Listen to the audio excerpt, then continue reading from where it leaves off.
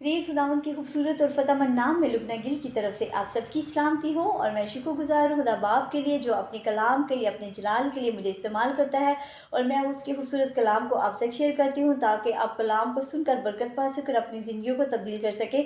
और मैं जो भी बात करती हूँ वो एक बाबरकत बात होती है, तो मैं चाहूँगी कि आप ज़रूर इस मैसेज को सुना करें, इग्नोर ना किया करें, क्योंकि आपके अंदर जो हैबिट होती है या जो भी कोई कन्फ्यूजन होती है वो इस खुदा के कलाम को सुनेंगे तो आपकी दूर होगी। और आज जो मैं बात करने जा रही हूँ वो गुनाह के बारे में है कि दो किस्म के ऐसे गुनाह जो इंसान के अंदर मुंतकिल होते हैं, चाहे वो रसूल हो, नबी हो, शगीद हो, पास्टर हो, जितना मर्जी वो पाक हो। अब देखिए कि जितने भी हम देखते हैं पुराने इक़दामा के, नए इक़दामा के, वो सभी रसूलों में क्या है, बुनियादी दो गुनाह पाए जाते हैं। और एक गुनाह वो है जो फितरी तौर पर, मिरास के तौर पर हमको मिलती है, और वो क्या है, आदम की नस्ल से हमें गुनाह मुंतकिल हो जाता है। और वो गुनाह जो आदम से हर एक इंसान के अंदर मुंतकिल होता है। और दूसरा बुनियादी वो गुनाह है जो हम खुद सजद हमसे गुनाह सजद हो जाते हैं, लेकिन अफसोस के हम उसकी तौबा भी नहीं करते। और अगर हम गुनाह करते हैं, चाहे वो हमारे लिए टेम्परेरी गुनाह हो, लेकिन हमें एहसास नहीं होता कि हमने कितना बड़ा गुनाह किया, लेकिन हमें इतनी कुव्वत भी नहीं होती कि हम उसकी माफ़ी मांग सकें।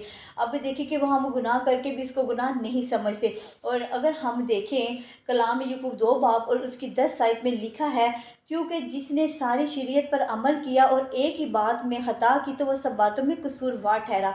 अब देखिए कि कलाम क्या बयान करते हैं, हम क्या कह सकते हैं कि हम सारी शरीयत पर अमल करते हैं, और कलाम कहते हैं कि अगर एक ही बात में खता की तो सब बातों में कसूरवार ठहराएगा। अब देखिए कि अगर शरीयत के एक हुक्म को तोड़ेंगे तो आपके जो 9 हुक्म है उसको भी कसूरवार ठहरा जाएगा। अब देखिए कि जैसे कलाम बयान करता है, मैंने जैसे बात की है कि जब हम गुनाह करते हैं, हम गुनाह की तौबा भी नहीं करते, हम ना उसे गुनाह समझते हैं और हम वो किए जा रहे हैं, लेकिन वो खुदा की नज़र में तो ख़ता होगी। लेकिन हमें चाहिए कि हम उसकी माफ़ी मांग सकें। अगर हम देखें यूहन्ना 3 बाब यूहन्ना 3 बाब उसकी 15 आयत देखें तो वहाँ पर लिखा है, जो कोई अपने भाई से अदावत रखता है वो खूनी है, और तुम जानते हो कि किसी खूनी में हमेशा की ज़िंदगी मौजूद नहीं रहती। अब देखिए ये हम आयत को पढ़ते हैं, लेकिन हम इसको गहराई के तौर पर नहीं पढ़ते, लेकिन हम इसको पढ़ कर इग्नोर कर देते हैं। और यही बात है कि हम इसको समझने की ज़रूरत है कि हम बाइबल क्या बयान कर रही है। अब देखिए कि अगर मैं अपनी दोस्त से कहती हूँ कि तुम होनी हो, तो उसको कैसा फ़ील करेगी, वो बड़ा अजीब फ़ील करेगी। वो मुझे कहेगी तुम पागल होगी, तुम मुझे ऐसा क्यों कह रही हो कि मैं खूनी हूँ, मैंने किसका खून किया है। अब देखिए कि अगर वो मेरी दोस्त अपनी बहन से नाराज़ है, नफ़रत करती है, तो कलाम क्या बयान करता है कि वो खूनी के लायक है। अब जैसे कि लिखा है कि तो अदावत करना, अदावत का मतलब है नफ़रत करना। अब वो नफ़रत कर रही है तो इसका मतलब कि वो खूनी है, और खूनी में जैसे कलाम बयान करते हैं कि उसमें हमेशा की ज़िंदगी मौजूद नहीं रहती, और इससे यही मुराद है कि फिर वो क्या, निजात नहीं पाएगा। अब देखिए कि बात बड़ी मुख्तसर है, लेकिन इसकी गहराई में जाए तो इसके नताज बहुत बड़े निकलते हैं कि वो निजात नहीं पाएगा। अगर हम छोटी सी खता करते हैं तो इसकी माफ़ी भी नहीं मांगते, तो फिर ये खता ठहरी जाएगी। अब देखिए कि खुदा का कलाम हमें क्या बयान करता है, मोहब्बत करो। खुदा कहता है कि अपने दुश्मनों से भी अपनी मानक मोहब्बत रखो, तो हमें अपने दुश्मनों से भी मोहब्बत करनी चाहिए, ना कि हमें इससे नफ़रत करनी चाहिए। और भाई तो फिर बहन तो हमारी अपनी हुई, लेकिन हम उसे कैसे नफ़रत कर सकते हैं, क्योंकि हमारा अगर गुस्सा है तो हमें एक दिन तक हमें गुस्से में रहना चाहिए, दूसरे दिन हमें बुला लेना चाहिए। क्योंकि अगर हम ऐसा नहीं करते, अगर लंबे टाइम तक हम अगर उसे नहीं बुलाते, तो ये खुदा की नज़र में ख़ता है, लेकिन इसकी फिर माफ़ी हमें खुदा नहीं देगा। और अपने दिलों को इस चीज़ के जहन में सोच को ख्याल में रखें कि ये खुदा की नज़र में ख़ता है। क्योंकि जैसे कलाम बयान करते हैं कि जो शरीयत पर अमल करते हैं, एक ही बात में खता की तो सब बातों में कसूरवार ठहरेगा।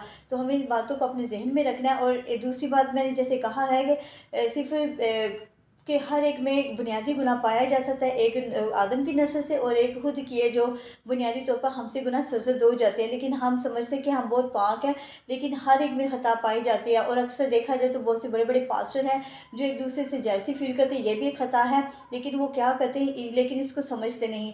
और बात कलाम के बारे में कहा जाए तो खुदा को यही कहता है कि आजिज़ बनो, हलीमी बनो। और यीशु मसीह भी जब इस दुनिया में आए तो उसने हमें यही किरदार निभाया, अमली नमूना दिया, कि उसने जब अपने शागिर्दों के पाँव दिए ताकि वो खाकसार बने। हमें किसी के आगे तकब्बुर नहीं रखना, اور دوسرا کہ ہمیں خاکسار رہنا، حلیمی، عارضی کو، فروتنی کو پیدا کرنا ہے۔ لیکن یہ کہنے کی بات ہے، لیکن اگر جو کرتا ہے اس پہ بہت مشکل ہو جاتی ہے، کیونکہ وہ ہم کہہ تو لیتے ہیں لیکن کرنا بڑا مشکل ہو جاتا ہے۔ لیکن یہی چیز ہے کہ ہمیں اس کو سمجھنا چاہیے، ہمیں عاجز بننا چاہیے۔ جیسے خدا کے کلام بھی بیان کرتا ہے، یسوع مسیح نے بھی کہا کہ جب ایک ماں ایک گال پہ تھپڑ مار دو دوسرا بھی اس کی طرف پھیر دو، کہ ہمیں اس قدر عاجزی ہونا چاہیے۔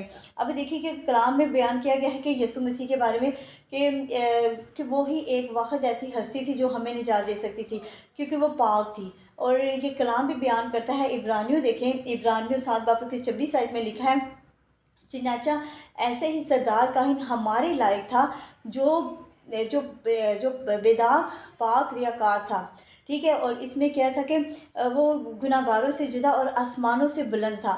اب دیکھیں دوسری اگر ہم دیکھیں اسی طرح آیت پہلا پطرس اس کی 2 باب اس کی 22 آیت میں لکھا ہے کہ نہ اس نے گناہ کیا، نہ اس کے منہ سے مکر کی بات نکلی۔ اب یہ جو بات کی گئی ہے وہ یسوع مسیح کے بارے میں کہا گیا ہے کہ وہی تھا جو پاک تھا، بے داغ تھا، بے ریا تھا، اور نہ اس نے گناہ کیا، نہ اس کے منہ سے مکر کی بات نکلی۔ یسوع مسیح کے بارے میں بات کی گئی کہ وہی تھا ایک پاک ہستی جو ہمیں نجات دہندہ تھا، جو ہمیں نجات دے سکتا تھا، اور کسی میں اتنی ہمت نہیں تھی کہ وہ نجات دہندہ بن سکے، کیونکہ ان میں ہر ایک قسم کے بنیادی گناہ پایا جاتا تو میراث کے طور پر بھی۔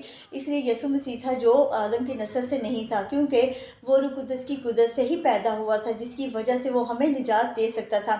اور دیکھیں کہ یسوع مسیح نے بھی ہمیں یہی حکم دیا ہے کہ پاک بنو۔ اب دیکھیں کہ اس کا ریکویسٹ نہیں ہے بلکہ اس کا حکم ہے۔ اگر ہم دیکھیں پہلا پطرس اس کی 2 باب اور اس کی اگر 16 آیت دیکھیں، پہلا پطرس پہلا باب اس کی 16 آیت میں لکھا ہے کہ پاک بنو کیونکہ میں پاک ہوں۔ اب دیکھیں اس کی ریکویسٹ نہیں کی بلکہ حکم کیا، ہمیں کیا کرنا ہے؟ پاک بننا ہے، اور اپنے آپ کو عارضی حلیمی میں لے کے آنا ہے، اور شریعت کے حکموں پر عمل کرنا ہے۔ ہم دیکھتے ہیں کہ یسوع مسیح 8 دن ختنے کے بعد جتنے بھی اس نے کام کیے وہ شریعت کے مطابق ہی کیے تھے۔ اور ہم یہ بھی دیکھتے ہیں کہ جب وہ 12 سال کی عمر میں تھا تو 12 سال کی حکم میں ہیکل میں شریعت کے عالموں کے ساتھ باتیں کرنے میں مصروف تھا، اور سب حیران تھے کہ 12 سال کا تھا اور بائبل کے متعلق بڑی تفصیل سے بات کرتا تھا، اور 12 سال کی عمر میں وہ بائبل کے متعلق پورا علم رکھتا تھا۔ اور دیکھیں کہ وہ لوگ حیران تھے کہ چھوٹی سی عمر میں اتنا زیادہ اس کے نالج تھا بائبل مقدس میں، اور جیسے میں نے کہا کہ وہ پوری شریعت پر عمل کرنے والا تھا، اور وہ پاک تھا۔ اور اس لیے کچھ لوگوں کے مائنڈ میں یہ بھی بات ہوتی ہے کہ جو یسوع مسیح کا جو باپ تھا وہ یوسف جو بڑائی کا کام کرتا تھا، وہ چھوٹی عمر میں وہ اپنے باپ کے ساتھ کام کرتا تھا، اس کی ہیلپ کرتا تھا۔ تو یہ ایک انسانی سوچ ہے، اور دیکھا جائے تو ایسا بائبل میں کسی جگہ پہ اس بات کا مینشن نہیں آیا کہ یسوع مسیح نے اپنے باپ کے ساتھ کام کرتا تھا، ہاتھ نپٹاتا تھا، ایسا کچھ نہیں ہے۔ اور دیکھیں کہ بائبل یہ بیان نہیں کرتی۔ اور اگر ہم دیکھیں کہ یسوع مسیح 30 سال کی عمر کے بعد کیا ہوا کہ وہ ناصرت کے ایک پہاڑی کے پیچھے دعا کرنے جاتا تھا، اور بائبل پر دھیان دیتا تھا، اور بائبل مقدس پر، خدا کے کلام پر دھیان دیتا تھا، غور کرتا تھا، اور اپنے وقت کا انتظار کرتا تھا۔ تو اتنا خوبصورت وقت وہ اپنے وہ کیسے اپنا قیمتی وقت یہ ایسے کاموں کے لیے ضائع کرتا، اور وہ کیا تھا؟ بائبل پر دھیان دیتا تھا، پڑھتا تھا۔ اب دیکھیں کہ ایسے نہیں اس نے کہہ دیا کہ جب بھی ہم دیکھتے ہیں کہ جب یسوع مسیح کو آزمانے کی کوشش کی تھی، جب وہ 40 دن بیابان میں بھوکا تھا، تو ابلیس نے کہا کہ تو فرمائی پتھر روٹیاں بن جائے۔ تو ہم دیکھتے ہیں کہ 3 بار یسوع مسیح کو آزمانے کی کوشش کی، اور یسوع مسیح نے 3 بار کلام کا حوالہ دے کر اس کو شکست دی، اور اسی طرح ابلیس اس کی زندگی سے جاتا رہا۔ اور ہم یہ دیکھتے ہیں کہ اب یسوع مسیح ہر بار کلام کا حوالہ دیتے تھے، اور اس سے بات سے یہی ہمیں پتہ چلتا ہے کہ یسوع مسیح ہمیشہ بائبل پر دھیان دیتے تھے، کلام کو پڑھتے تھے، سمجھتے تھے، اور ان کی آیات کو یاد کرتے تھے۔ اور ہماری بھی بڑی ضرورت ہے کہ ابلیس ہماری زندگی میں حملہ کرے تو ہم بھی بائبل کی آیات کو پڑھا کریں، تاکہ ہمارا سوچ ذہن پاک ہو جائے، اور تاکہ پوری طرح سے نہیں لیکن کچھ تو پاک ہو جائے، تاکہ آسمان کی اچھی بادشاہی میں داخل ہو سکے۔ اور دیکھیں کہ یسوع مسیح تھا جو ہمیں نجات دہندہ ہمارے لیے بنا۔